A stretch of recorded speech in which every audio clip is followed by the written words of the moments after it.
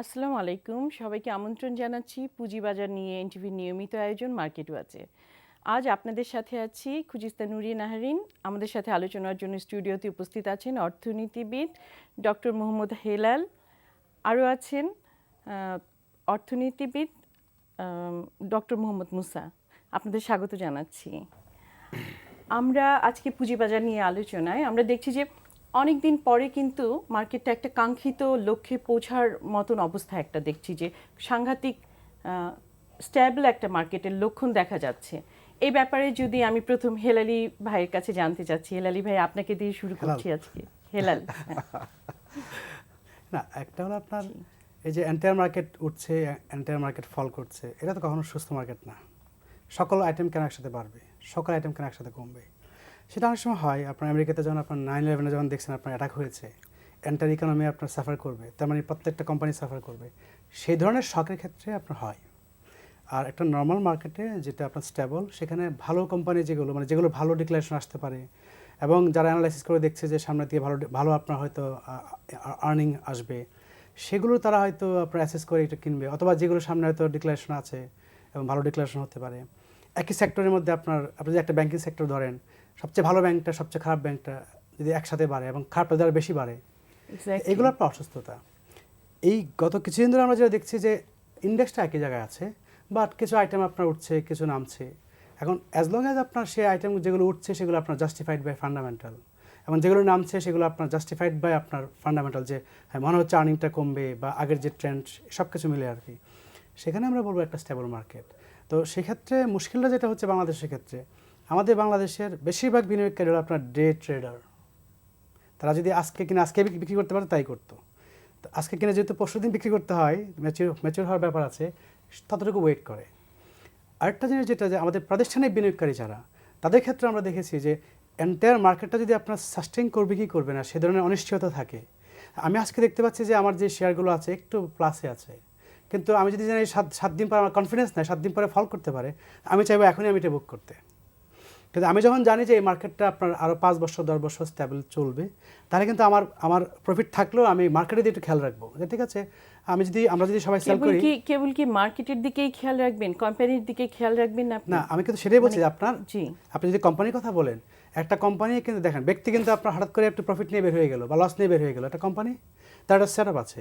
এবং প্রাতিষ্ঠানিক বিনিয়োগকারী মানে কি, প্রতিষ্ঠান মানে কিন্তু ব্যক্তির সমষ্টি, সেই ব্যক্তিগুলোকে আপনাকে কিন্তু প্রফিট দিতে হবে। সেখানে আপনার যে সেট আপ আছে, আপনাকে সেটাকে পালতে হবে। আমি সেটাই বলছি যে একটা প্রতিষ্ঠানকে ইমিডিয়েটলি প্রফিট করবে নাকি আমি ইমিডিয়েটলি প্রফিট করবো কিন্তু আমি লং টার্মে স্টেবল প্রফিট করতে চাই, সেই জায়গাটা থেকে আমি বলছি। আমি এই রিলেটেড কোয়েশ্চেন নিয়ে আমি মুসা ভাইয়ের কাছে আসতে চাচ্ছি। মুসা ভাই, অনেক সময় দেখা যায় যে সেক্টর ধরে মুভমেন্ট করে এবং অনেকে বলে থাকেন যে এই সেক্টরটা এখন ভালো না, এই সেক্টরটা আরও উঠার উচিত, এই সেক্টরটা এখন অনেক অবমূল্যায়িত আছে, এরকম কিন্তু বলে থাকেন অনেকেই।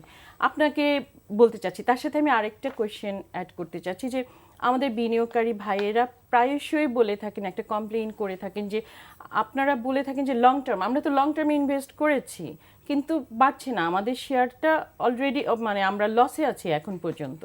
তো লং টার্ম ইনভেস্টমেন্ট, আপনি যদি এই দুটো বিষয়ে আমি জানতে চাচ্ছি আপনার কাছে যদি বলতেন। আচ্ছা, আমরা ওই বাজারের দক্ষতা নিয়ে যদি একটু দেখি, আমাদের বাজারটা দক্ষ বাজার না, আমরা যেটাকে ইংরেজিতে বলি এফিশিয়েন্ট মার্কেট।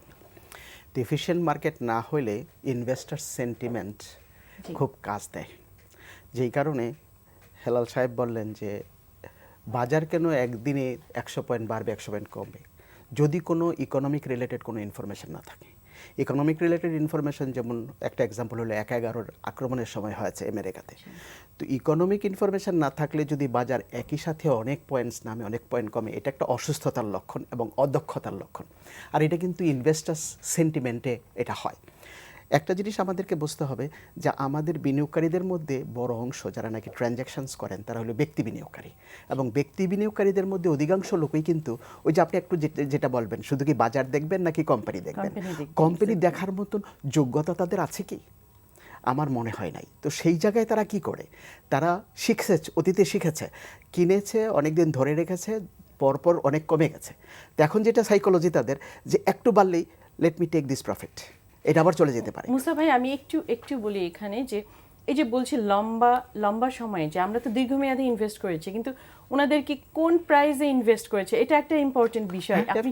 আপনি যদি এই বিষয়টা নিয়ে বলতেন যে কখন তারা তাদের ইনভেস্ট করা এখন উচিত। আমি আপনাকে বলি, ওয়ারেন বাফে হলো পৃথিবীর মধ্যে সবচেয়ে সাকসেসফুল শেয়ার মার্কেটে বিজনেস করে। He is the second richest individual in America. তো সে তার ফিলোসফিতে বলতেছে যে আমি যেই দিন একটা কোম্পানির শেয়ার কিনবো, রাত্রে ঘুমাতে গেলে আমি উইশ করি যে 5 বছর পরে আমার সজাগ হোক। তার মানে he is a long term investors. তার ইনভেস্টমেন্ট ফিলোসফি হলো হি tries to find out what is the intrinsic value of A share. একটা শেয়ারের অভিমূল্য না, ফেস ভ্যালু না, এটার অন্তর্নিহিত ভ্যালু কত, এইটা ক্যালকুলেট করার পরে সে বলতেছে এইটার দাম যদি 50% অফ ইন্ট্রিনসিক ভ্যালু হয় তখনই আমি শেয়ারটা কিনি। তারপরে আমি চিন্তা করি না এটার দাম কমতে পারে তারপরেও সাময়িকভাবে, but in the long run it will work. তা আপনি যদি ওই ফিলোসফি নিয়ে কাজ করেন তাইলে কিন্তু আমার মনে হয় দীর্ঘমেয়াদী ইনভেস্টমেন্ট করলে ইউ উইল ডু ইট। সবচেয়ে সমস্যাটা হয়েছে যে আমাদের কিন্তু অত ধৈর্য নেই।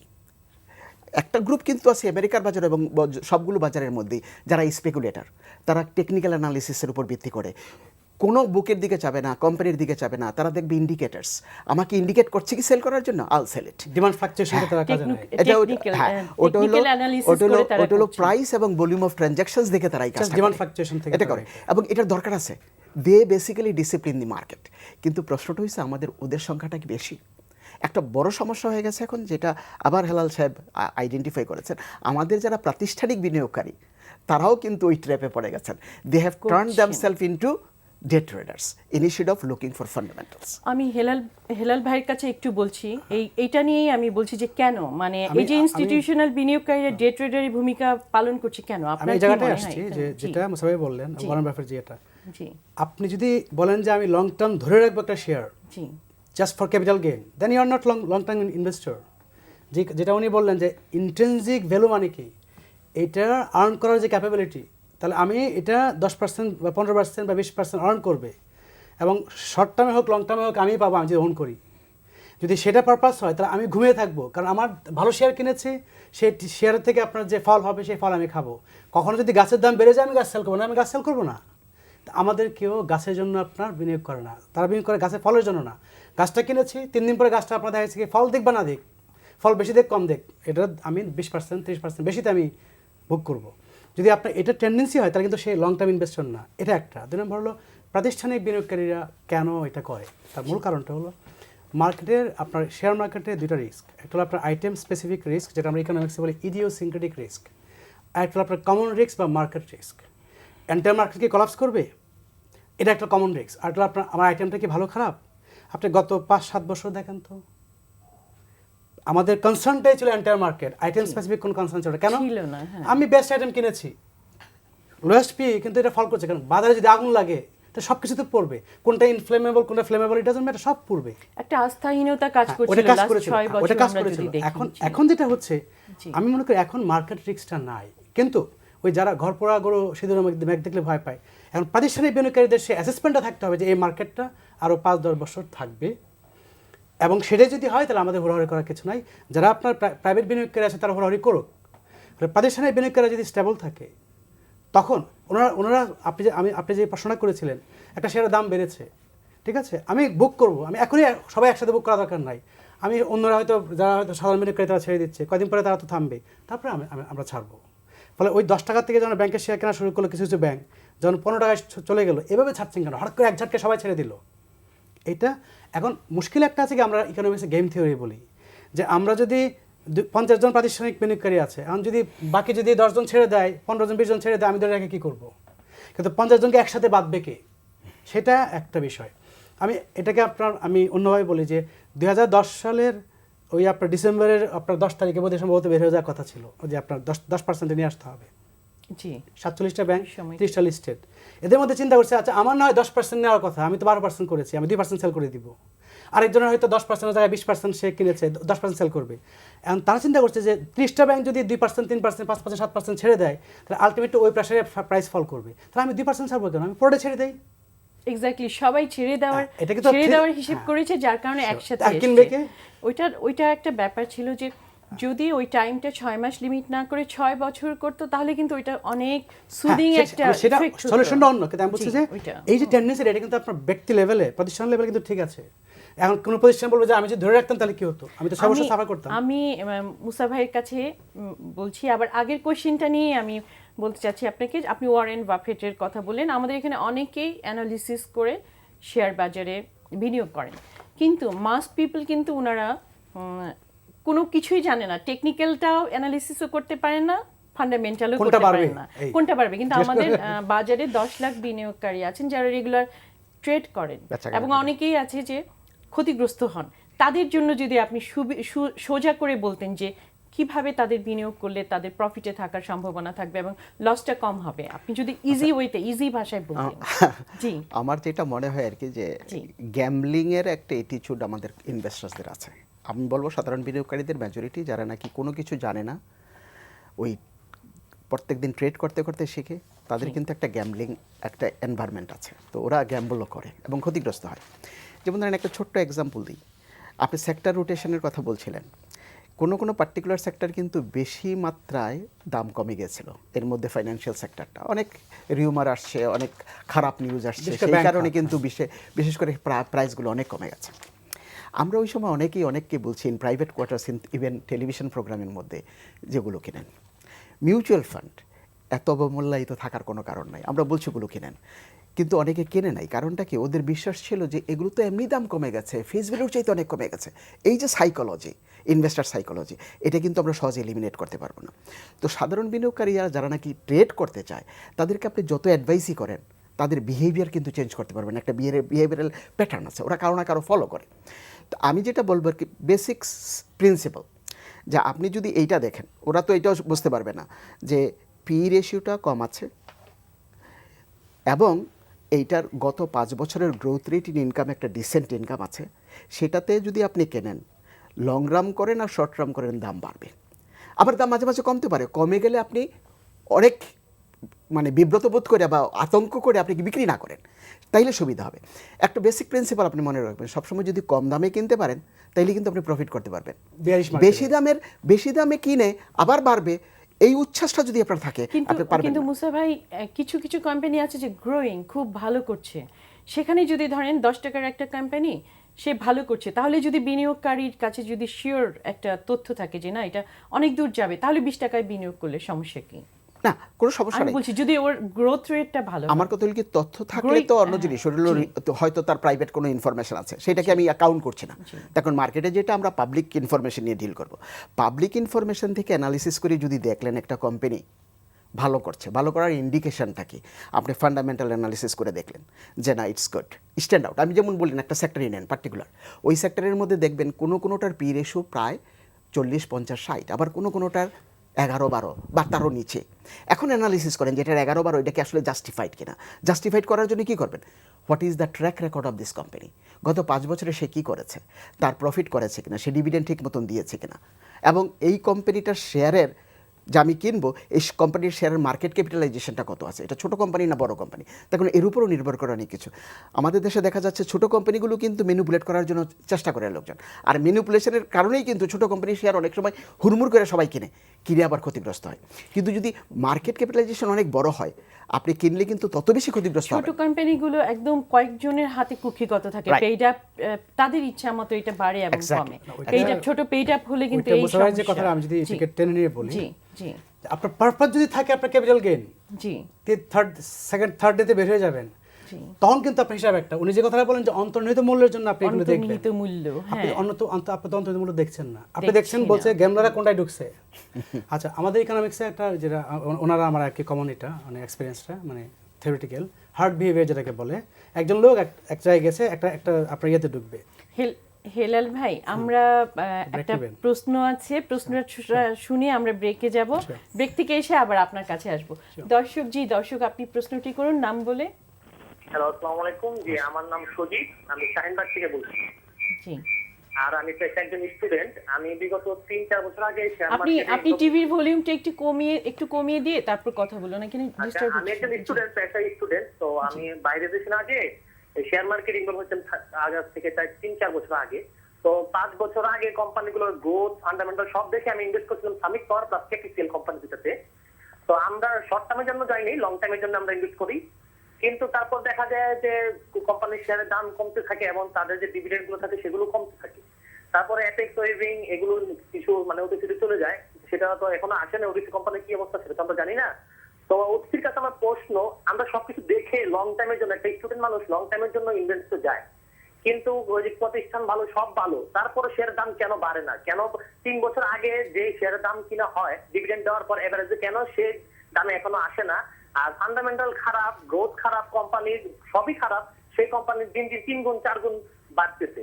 আসলে অতিথিদের আমাদের নরমাল যারা স্টুডেন্ট তাদের জিনিসটা বিবেচনা করে অ্যান্সার দেওয়া উচিত। সাথে হেলাল ভাই, আপনি যদি বিনিয়োগকারী দর্শকের আনসারটা দিতেন। না, তার তো একটা তার একটা যেটা ছিল আপনার যে ভালো কিনে ধরে রাখবো বাড়বে তারই আর কি। এখন একটা মার্কেট যখন ক্রাশ করার পরে অনেক বছর ধরে কারেকশনে থাকে, মোডে থাকে, ঠিক আছে? সেই কারেকশন ফেজটাতে আমরা দেখবো যে যেগুলো মানে পেড আপ অনেক বড়, সেগুলো কিন্তু আমরা দেখেছি যে গত 5-6 বছর ধরে আপনার কন্টিনিউয়াসলি কমতেছে। এখন ডিমান্ড যখন ড্রাইভ হয়ে যায়, একটা সময় 3,000 কোটি টাকার মতো ডিমান্ড ছিল, এটা অ্যাবনর্মালি হাই ছিল। তো তারপরে যখন ডিমান্ডটা যখন চুপসে গেল, 100, 200, 300 কোটি টাকা থাকলো, তখন একটা বিগ পেড আপ ক্যাপিটালের সেন্সিটিভিটি যেটা, 1 টাকা বাড়াইতে গেলে যে পরিমাণ শেয়ার কিনতে হয়, আর একটা যদি লো পেড আপ হয় তাহলে 1 টাকা বাড়াইতে গেলে যে অল্প শেয়ার কিনে প্রভাবিত করা যায়। সেজন্য যেটা হচ্ছে যে যেগুলো ফান্ডামেন্টালি ভালো, ওদের আর্নিং ভালো, কিন্তু ওই যে মানে প্রাইসটাকে যে তার উপরে নিয়ে যাবে তার চান্স কম।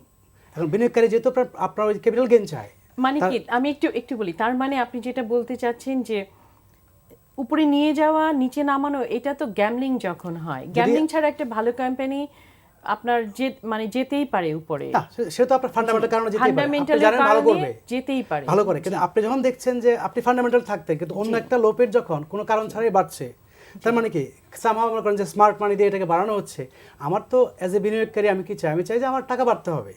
ফলে যখন দেখছি অন্যদিকে দেখছি টাকা বাড়তেছে এবং পি রেশিও আপনার 30-35-এ চলে গেছে, আর আমি আরেকটা ধরে রাখছি, সেটা সেক্টরাল পি রেশিও 26 থেকে ফল করে 9-এ চলে আসছে, 8-এ চলে আসছে, 7-এ চলে আসছে, বাট স্টিল কেউ কেনে না। তাহলে আমি এখন জানি যে ফান্ডামেন্টালি এটা ভালো, কিন্তু এটা কিনলে আপনার আমি তো ডিভিডেন্ড খেতে চাই না। কিন্তু গ্যামলিং শেয়ারগুলোতে যদি ইনভেস্ট করে সেই ক্ষেত্রে হয় কি তাদের তো ঝুঁকির মুখে পড়ে যায়। সেটাই বলি, আপনি একটা প্রশ্ন মুসাভাইকে করেছিলেন যে ওই সেক্ষেত্রে সাধারণ বিনিয়োগকারী কি, সাধারণ বিনিয়োগকারী যদি গ্যামলিং শেয়ার ধরতে চায়, আমি গ্যামলিং শেয়ার এটা আমি অ্যাডমিট করা উচিত না। তারপরে আমি বলছি যে একটা হয় কি যে কিছু শেয়ার আছে যে হ্যাঁ পেটা কম কিন্তু ফান্ডামেন্টালি ভালো, একটু গেম খেলে, তো গেম খেলার পরে কি হয় তারপরে ছেড়ে দেয় না একটা সময়। যখন আপনি দেখলেন যে 2 বছরের মধ্যে একটা লোয়ার এন্ডে আছে এবং অন্য কোনো কারণ নাই লোয়ার এন্ডে থাকার, সামহাও হয়তো দেখা যাচ্ছে সময়টা আসে নাই আপনার মানে ডিভিডেন্ডের, বা হয়তো গেমলার হয়তো আস্তে আস্তে সাইক্লিক্যালি আসবে, তো লোয়ার এন্ডে ধরলে হয় কি রিস্কটা কম থাকে যে আপনি ডাউনে যাবেন, একটা চান্স থাকে আপওয়ার্ডে যাবে। তো যেটা সবাই বললেন বেশিরভাগ যেটা করে যে আপনার হয়তো 30 টাকা থেকে আপনার 35 টাকায় চলে গেছে, এরা বলছে এটা কিন্তু 60 টাকায় যাবে বলে সেল করা শুরু করলো, তখন তারা কিনে 40 পর্যন্ত গিয়ে তারপরে দেখা যাচ্ছে আলটিমেটলি ফল করতে থাকে।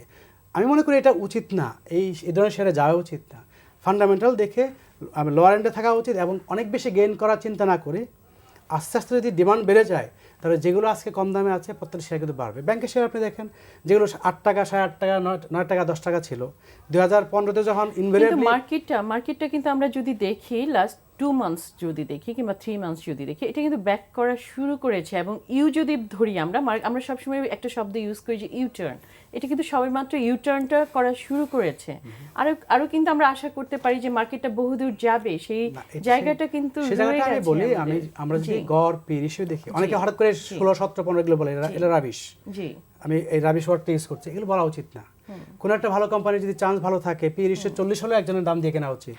কোনটা যদি 10 হয় যে সামনে দিয়ে ফল করবে, যেটা উনি বললেন অন্য একটা শেয়ারের ব্যাপারে, যে যদি সামনে দিয়ে ফল করতে পারে, আমি এটা দেখেছি পি 5 হলে আমি কিনবো না। ওভারঅল আপনার দেখা যাচ্ছে যে আপনি একটা ট্রেন্ড থাকে, বিজনেস সাইকেলে কোন জায়গায় আছে তার উপর ডিপেন্ড করে।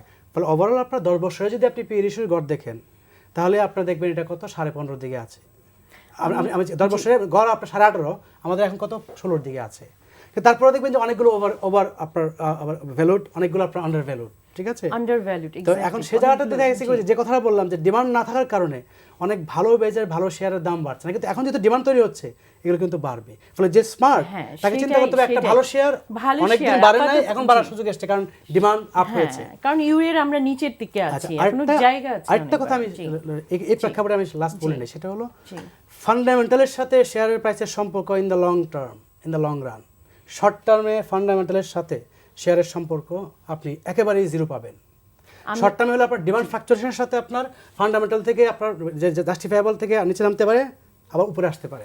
আচ্ছা, এই ফান্ডামেন্টাল কোয়েশ্চেন নিয়ে আমি মুসা ভাইয়ের কাছে আসছি।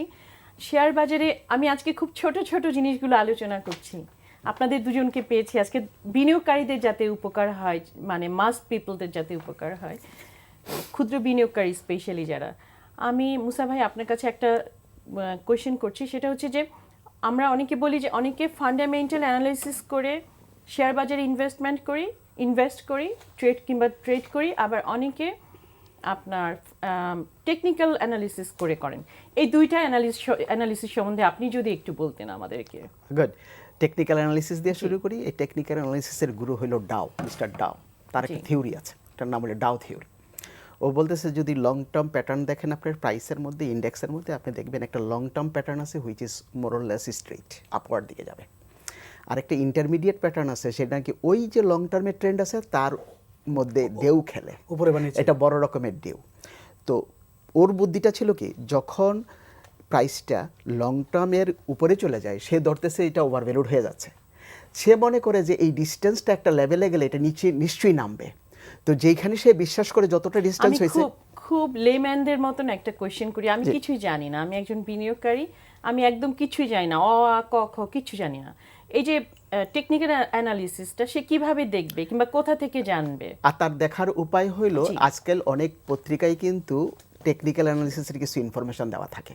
কয়েকটা নাম বলেন। হ্যাঁ, কয়েকটা, যেমন ধরে না সুবিধা হবে তাহলে। আজকে আপনাদের কাছে না। আপনারা টিচার ইউনিভার্সিটিতে টিচ করেন, আজকে আপনাদের রিলেটিভ স্ট্রেংথ ইন্ডেক্স একটা নাম আছে, ওই আরএসআই।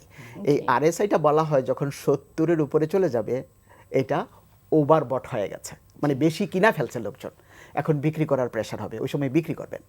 আর যখন এই ইন্ডেক্সটা 30-তে চলে আসবে, তার নিচে যাবে, তখন বলা হয় এটা ওভারসোল্ড হয়ে গেছে, এটা বাড়বে। আর এটা কারেন্ট প্রাইসের সাথে রেশিওটা যদি আপনি বলে দেন, একটু ব্যাখ্যা করে দেন এটা কোনটা? কারেন্ট প্রাইসের সাথে কত ইয়ার গড় প্রাইসটা একটু না, ওইটা বেসিক্যালি আপনি যদি চেঞ্জ অফ প্রাইসের ব্যাপারটা দেখেন, ওইটা আছে চেঞ্জ অফ প্রাইস 15 দিনের আগে থেকে 1 মাস আগে থেকে, ওইটাও পাওয়া যাবে, ওইখান থেকেও আপনি দেখতে পারেন। বাট আইডিয়াটা হইলো এটা কিন্তু সবসময় ফুল প্রুফ না, এই যে এখানেই প্রবলেমটা। কেউ হয়তো এটা দেখে কিনবেন, ফুল প্রুফ না, এই কারণে অনেক সময় ব্রেক ওয়ে করে, যদি ব্যাড নিউজ আসে, গুড নিউজ আসে, ব্রেক আসে। এরকম আরো কিছু আছে, যেমন ধরেন এই যে আপনি বললাম পার্সেন্টেজ চেঞ্জগুলো আছে, তারপরে আবার ক্যান্ডেলস্টিক্স আছে, অনেকগুলো। মানে আপনি টেকনিক্যাল অ্যানালিসিস ওদের বোঝার কিন্তু কথা না। সেই জন্য আমি কেটা বলি, আমার দেশে একটা দুর্ভাগ্য যে আপনার যখন টাকা হয়, আপনি যখন ইনভেস্টমেন্ট করবেন, আপনি কিন্তু একজন ইনভেস্টমেন্ট অ্যানালিস্টের পরামর্শ নেবেন। যেমন আপনার অসুখ হলে ডাক্তারের কাছে যান, আপনি নিজে চিকিৎসা করলেই ক্ষতিগ্রস্ত হবেন। ঠিক কীভাবে আপনি আইনের ব্যাপারে যদি জটিলতার মধ্যে পড়েন, আপনি লয়ার কেনেন। তা আপনি ইনভেস্টমেন্ট করবেন, আপনি একজনের পরামর্শ নেন। আমাদের দেশে কিন্তু বাংলাদেশ সিকিউরিটি এক্সচেঞ্জ কমিশন অনেকদিন ধরেই চিন্তা করতেছে কিছু কিছু কোম্পানিকে এই অধিকারটা দেবে, so that they can practise as a investment analyst. করতে দিলে কিন্তু ভালো হয়, করতে দিচ্ছে না, দেওয়া উচিত। তখন আমাদের দেশে যারা ইন্ডিভিজুয়াল ইনভেস্টার্স, ওদের কাছে গিয়ে এই পরামর্শটি নিতে পারে। যেহেতু ওদের কাছে পরামর্শ দেওয়ার মতন কেউ নাই, আপনি যেটাই বলেন ফান্ডামেন্টাল বলেন, টেকনিক্যাল, সফিস্টিকেটেড জিনিস কিন্তু। এই যে আমি একটু আগে বললাম অন্তর্নিহিত ভ্যালু, এটা ক্যালকুলেট করা কি চারটিখানি কথা? একটা দুইটা মডেল, এবং সব মডেল কি কাজ করবে? অ্যাপ্রোপ্রিয়েট মডেল খুঁজে বের করা তো খুব কষ্টসাধ্য ব্যাপার। তো সেই জন্য ওদের জন্য আমি কোনো ওয়ে আউট দেখি না। এরা ওই একদম পথহারা পথিকের মতন এদিকে যাবেন একবার, ওদিকে যাবেন একবার, এরাই কিন্তু বাজারটাকে বেশি ডিস্টাবিলাইজ করে। আমাদের দেশেরা পৃথিবীর জোড়াই তারা উল্টাভাবে আমি যদি বলি যে সুযোগ নেয়, যারা মার্কেট ম্যানিপুলেটর, তারা এদেরকে সুযোগ নেয়, আমাদের বিনিয়োগকারীদেরকে, যারা মানে নিরীহ বিনিয়োগকারীদেরকে, আমি তাদেরকে এইভাবে বলতে চাই যে তারা নিরীহ বিনিয়োগকারীদের সুযোগ নেয়, অলওয়েজ ম্যানিপুলেটর। আমার কথা হলো যে সুযোগ নিতে চাইবে সে সুযোগ পাইলেই তো নেবে। প্রশ্নটা হলো যে সুযোগ দিচ্ছে তার দায়টা কি আমি কম করে দেখব? না, সেটা আমার দায় আমাদেরও আছে। না, আপনি যে সুযোগ কথা বলছেন, জি, গড়ে আমাদের লিস্টের কোম্পানিগুলো কত পার্সেন্ট আর্ন করে? 15%, 20%। লং টার্মে এর থেকে বেশি তো আর্ন করার কথা, আমাদের কারো আর্ন করার কথা না। কেউ যদি 100% গেইন করে নিয়ে যায়, তাহলে আরেকজনের 80% লস নিতে হবে না? তা তো অবশ্যই হবে। তো এখন কে লসটা নেবে? যে বোকা, যার বার্গেনিং পাওয়ার, নলেজের দিক থেকে কম বা ফান্ডের দিক থেকে কম। আর যে কিনা আপনার মনে করেন যে তার মানে হয়তো নলেজটা ভালো অথবা ফান্ডের পাওয়ারটা আছে। বোকা বললে আমরা কষ্ট পাই, আমরা বলবো নিরীহ বিনিয়োগকারী। আমি সিম্প্যাথাইজড হইতে যাচ্ছেন, আমি কিন্তু সিম্প্যাথেটিক না। আমি আরেকটা অনুষ্ঠানে গিয়ে এরকম বলছিলাম, জি। আমি বাড়ার সাথে সাথে দুইজন আমাকে ফোন করছে যে আপনাকে তো জানতাম যে আপনি আমাদের বান্ধব, আপনি এরকম উল্টা পাল্টা কথা মুসা বললেন। ভাই, আমি আপনার কাছে একটা কোয়েশ্চেন করব যে অনেক কোম্পানি, আমরা বলি যে যেসব কোম্পানি স্ট্রং কোম্পানিগুলো নর্মালি ক্যাশ ডিভিডেন্ড দেয়, কিন্তু আমরা দেখি যে যখন একটা কোম্পানি ডিভিডেন্ড দেয় তারপরে কিন্তু সেটা পড়ে যায়। এই কোয়েশ্চেনটা নিয়ে আসবো আপনার কাছে। তার আগে আমি একজন দর্শক বিনিয়োগকারী প্রশ্ন নিয়ে আসছি। বিনিয়োগকারী ভাই, আপনি প্রশ্নটি করুন নাম বলে। আসসালামু আলাইকুম। জি, আমি শহীদ ওয়ালাইকুম বলছিলাম বগুড়া থেকে। জি। বগুড়া থেকে। জি জি বলুন। আমার দুটো প্রশ্ন ছিল আমাদের স্যারের কাছে। দুজন অভিজ্ঞ স্যার আছেন এখানে, জি হেলাল স্যার এবং আমাদের একজন স্যার। জি, মুসা স্যার। মুসা স্যার উনি, জি। মুসা স্যার, জি জি সরি। তো বাংলাদেশের আমাদের যে স্টক মার্কেট, এটার মার্কেট ডেপথ আসলে কি মার্কেট ডেপথ বেশি নাকি মার্কেট ডেপথ এভারেজ বলা যায়? কারণ গত 2-3 বছরে যে স্টকগুলো আইপিও এর মাধ্যমে এসেছে, এগুলো তো বলতে গেলে তারা শুধুমাত্র টাকা উঠিয়ে তাদের লোন শোধ করেছে। এটা আমার প্রথম প্রশ্ন। দ্বিতীয় প্রশ্ন হলো যে এই যে 4টা কোয়ার্টার দিয়ে জিপিএসটা দেখানো হয়, এটা একটা শ্রেণীতে মানে একটা প্রফিট তুলে নেওয়ার যে প্রবণতা, এটা কি বন্ধ করা যায় না? আমি বলতে চাচ্ছি যে ইয়ারলি দুইটা, একটা হচ্ছে হাফ ইয়ারলি, একটা হচ্ছে ফাইনাল ইয়ারলি দিলে আমার মনে হয় এটা একটা শ্রেণী যে টাকাটা প্রফিট হিসেবে নিয়ে নেয় বা একটা গ্রুপ কাজ করে, সেটা বন্ধ হতো। আচ্ছা, জি, না ঠিক আছে, আমি প্রশ্নটা, আমাদের জি। খুব রিলেভেন্ট প্রশ্ন। উনি যেটা Relevant, বলতে জি। চাচ্ছেন যে আমাদের 4বার করে আমরা ফাইন্যান্সিয়াল স্টেটমেন্টসগুলো ডিসক্লোজ করি, ওখানে অনেক সময় কিন্তু ম্যানিপুলেশন হয়। ওই যে বলেন, আমি যদি যেটাই ম্যানিপুলেট আমি করে বলতে প্রফিট চাচ্ছি, করতে জি। চাই, আমি কিন্তু এই বুকস অফ অ্যাকাউন্টসগুলোকে ম্যানিপুলেট করি যারা নাকি ইনসাইডার আছেন।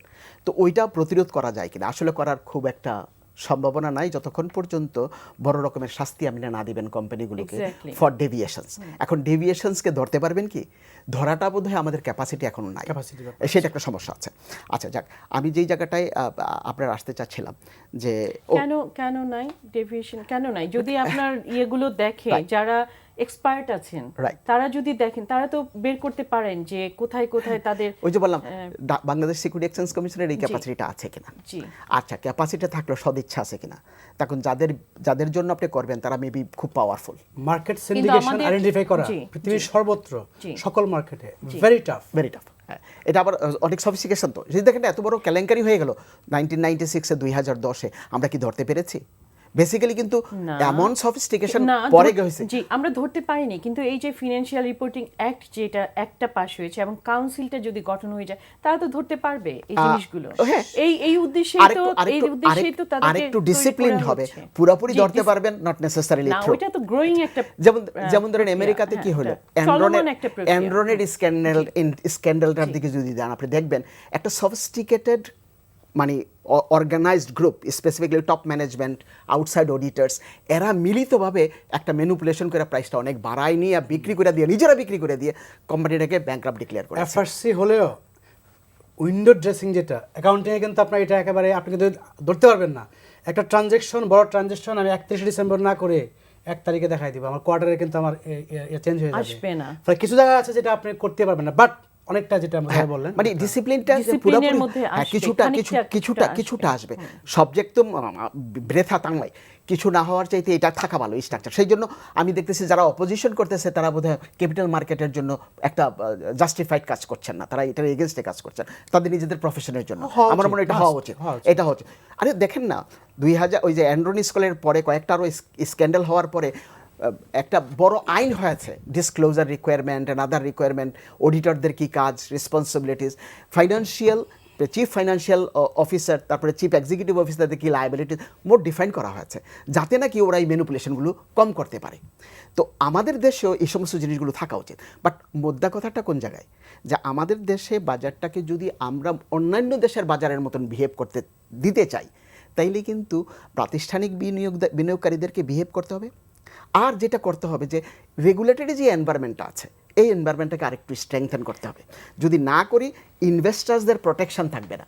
প্রোটেকশন না থাকলে কিন্তু দেখবেন যখন বাজার খারাপ হয় তখন কিন্তু অনেকে বাজার থেকে চলে যায়। আবার যদি বাজার একটু চাঙ্গা হয়, অনেক ইনভেস্টার মাছের ঝাঁকের মতো আসতে আমি থাকে। হেলাল ভাইয়ের কাছে একটু আসতে চাই যে যেটা বলছিলেন মুসা ভাই, যদি মানে কোম্পানিগুলোর সুশাসনী প্রতিষ্ঠা না হয়, যদি তারা ম্যানিপুলেটিভ আপনার সব কিছু দেয়, হিসেব নিকেশ দেয় মানে এটাকে, তাহলে আমাদের ফান্ডামেন্টাল অ্যানালিসিস করে কিভাবে করবে, টেকনিক্যাল অ্যানালিসিসটাই কিভাবে সম্ভব হবে বলেন? আমরা বিনিয়োগকারীদের দোষ কিভাবে দিচ্ছি? আপনার কাছে আসছি হেলাল ভাই, আবার একজন দর্শক আছেন, তার প্রশ্নটা শুনে আবার আসছি। জি দর্শক, আপনি নাম বলে প্রশ্নটি করুন। হ্যালো, আসসালামু আলাইকুম। জি ওয়ালাইকুম আসসালাম। জি, আমার অতিথির কাছে আমার প্রশ্নটা হলো যে গত জানুয়ারি মাসে যে বাজারের অবস্থাটা ছিল সেটা কি স্বাভাবিক ছিল, না এই যে এখন দিন স্টার্টিং ভালো, তারপরে আস্তে আস্তে মাইনাস, তারপরে আবার শেষ বেলায় জোর করে ওই প্লাস বানানোর চেষ্টা, এখন ঠিক আছে? আমি তো মনে হয় যে যতই বুঝে শুনে বিনিয়োগ করুক মানুষ, কোনো লাভ নাই। যে এসিসি চেয়ারম্যান যা বুঝে উনি যেভাবে চালাইতে চান, বাংলাদেশ ব্যাংকের গভর্নর যেভাবে চালাইতে চান ওইভাবেই চলে, আর কোনো বোঝাবুঝির কিছু নেই। মাস্টার হয়ে গেছি ভাই আমরা আপনাদের এই প্রোগ্রাম দেখতে দেখতে। তারা ক্ষোভ থেকে বলছেন আসলে জিনিসটা, তারা ক্ষোভ, বিনিয়োগকারীরা দীর্ঘদিন আসলে সাফার করেছে, এই জন্য তাদের মধ্যে ক্ষোভের সঞ্চার হওয়াটা স্বাভাবিক। তারা হয়তো ক্ষোভ থেকে এই কথাগুলো বলছেন। হেলাল ভাই জি আপনার কাছে আসছি। তো একটা যেটা আমি যেটা আগে বলেছিলাম, জি কোম্পানি যে 20% আর্ন করে, কেউ যদি 100% আগে নিয়ে গিয়ে থাকে, জি যতক্ষণ পর্যন্ত তারা সেই -80 অ্যাডজাস্ট হয়েছে ততক্ষণ মতো এই পেন থাকবে। তারপরে যদি আর কোনো মানে আপনার কোনো ধরনের প্রবলেম না হয়। আচ্ছা, আপনার মেন এই ফান্ডামেন্টাল কোশ্চেনটা আসার আগে আরেকটা কোশ্চেন আপনি করেছিলেন, আমার একটু ভুলে গেছে হয়তো, যে ওই যে আপনার ডিক্লেয়ার করার পরে ক্যাশিবিএম ভালো দিল কেন দাম ফল করছে? হ্যাঁ, এটা দাম ফল করছে আমি এটা মানি না। কেন? জি আপনি যদি মাসখানেক আগে যান, গিয়ে যে প্রাইসটা দেখবেন হয়তো 180-90 টাকা দিয়ে কোনো একটা শেয়ার হতে ছিল, আপনি দেখবেন তারপরে কি হলো, আপনার ওই যে ভালো ডিভিডেন্ড দিবে সেখান থেকে আপনার জাম্প করে হয়তো 230 টাকায় চলে গেল। জি এখন আপনি আগে থেকেই অনুমান করেছেন যে ভালো দিবে, দিয়ে আপনি দাম কিন্তু যে জায়গায় সারা বছরের 11 মাস 10 মাস ছিল সেখান থেকে কিন্তু আপনি দাম কিন্তু আপনি 10-15% বাড়িয়ে ফেলছেন। না অনেক তো সেটা যদি হয়, সেটা যদি অলরেডি কিন্তু একটা অ্যাডজাস্টমেন্ট হয়েছে এবং প্রত্যাশা থেকে হয়েছে বলে এখন যেহেতু এটা নিউজ চলে এসছে, ঠিক আছে, আপনি রিলিজ করছেন। অনেক ক্ষেত্রে আমি দেখি, আর আমাদের ইনসাইডার ইনফরমেশন যেটা, যে ইনফরমেশন আগে চলে যাচ্ছে বলে ওই ইনফরমেশনটা আসার আগেই তার অ্যাডজাস্টমেন্টটা হয়ে গিয়েছে, আসলে তারপরে জানে যে এখন বাড়ার কথা না, এখন কমছে। এটা কিন্তু আমাদের ইনসাইডার ইনফরমেশনের যে ব্যাপারটা, প্রাইস সেন্সিটিভ ইনফরমেশন আমরা দেখতে পাচ্ছি। যে আমি দেখলাম ডেস্কোর ক্ষেত্রে, আমি বলি ডেস্কোই তো বোধ হয়, আমি নাম নিয়ে বলছি কারণ যে পত্রপত্রিকা আসছে, বলছে যে আমাদের ওই যে দামের যে চেঞ্জ করেছিলাম ওটা প্রফিটে, মেন প্রফিটে অত বড় অংশ না, সেজন্য আমরা এটা জানা না। একদম ভায়োলেশন অফ রুলস।